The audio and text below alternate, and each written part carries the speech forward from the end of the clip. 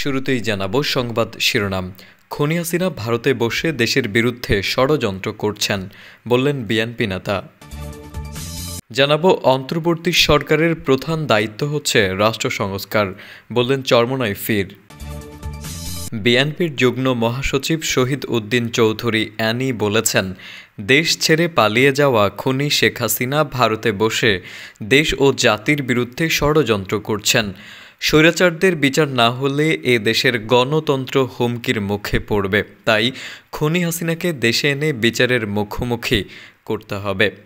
বরিশালের বাকেরগঞ্জ উপজেলা বিএনপির উদ্যোগে বাকেরগঞ্জ সরকারি কলেজ মাঠে সোমবার বিকেলে অনুষ্ঠিত সমাবেশে প্রধান অতিথির বক্তব্যে তিনি এসব কথা বলেন।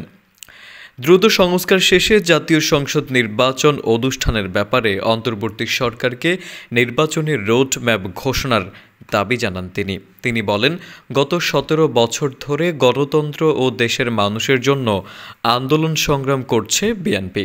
এ সময় বিএনপির হাজার হাজার নেতাকর্মী হামলা মামলা গুম খুনের শিকার হয়েছেন। শুধু হাসিনা নন, যারা এসব অপকর্মের সঙ্গে জড়িত তাদের গ্রেপ্তার ও বিচার করতে হবে। কারণ স্বৈরাচারদের বিচার না হলে দেশে গণতন্ত্র হুমকির মুখে পড়বে।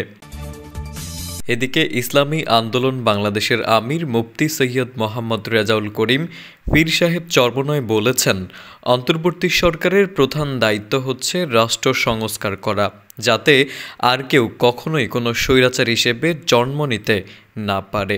তিনি বলেন, আমরা লক্ষ্য করেছি ইতিমধ্যে সংস্কার কমিশন গঠিত হয়েছে।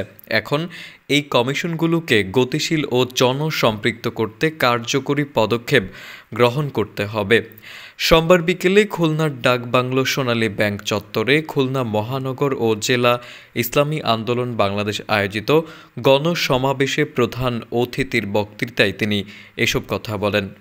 দুর্নীতিবাজদের গ্রেপ্তার ও অবৈধ সম্পদ বাজেয়াপ্ত করে নির্বাচনে অযোগ্য ঘোষণা করা, ছাত্র জনতার গণ অভ্যুত্থানে সংঘটিত গণহত্যার বিচার, বন্ধকৃত সব মিল কলকারখানা চালু, সংখ্যানুপাতিক পদ্ধতিতে জাতীয় সংসদ নির্বাচন, ইসলামী সমাজ ভিত্তিক কল্যাণ রাষ্ট্র প্রতিষ্ঠার লক্ষ্যে এ গণসমাবেশের আয়োজন করা হয়।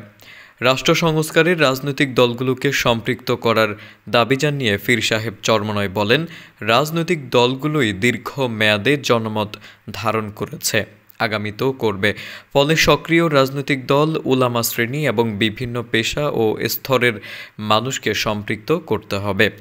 সংস্কার নিয়ে ইতিমধ্যে মানুষের মধ্যে কানাঘোষা তৈরি হয়েছে। এই কানাঘোষা সংস্কারকে ক্ষতি করতে পারে, তাই এখনই পদক্ষেপ নিতে হবে। তিনি বলেন, বিগত 100 দিনের বিভিন্ন নিয়োগ নিয়ে জনমনে প্রশ্ন দেখা দিয়েছে। তাদের কারো কারো বিরুদ্ধে বিগত স্বৈরাচারের সুবিধাভোগী হওয়া ও জনমানুষের বোধ বিশ্বাসের সঙ্গে সাংঘর্ষিক কর্মকাণ্ডে জড়িত থাকার অভিযোগ রয়েছে। আবার কারো ব্যাপারে বিপ্লব তেমন কোনো অবদান না থাকা সত্ত্বেও বড় পদে পদায়িত করার অভিযোগ আছে। এগুলো মানুষকে ক্ষুব্ধ করেছে। আপনাদের বিবেচনা বোধ ও বিপ্লবের প্রতি আপনাদের দায়িত্ববোধ নিয়ে প্রশ্ন তৈরি হয়েছে। তাই যে কোনো নিয়োগ দক্ষতা ও যোগ্যতার সঙ্গে সঙ্গে বিপ্লবে তার ভূমিকা প্রধান বিবেচ্য হিসেবে ধার্য করতে হবে।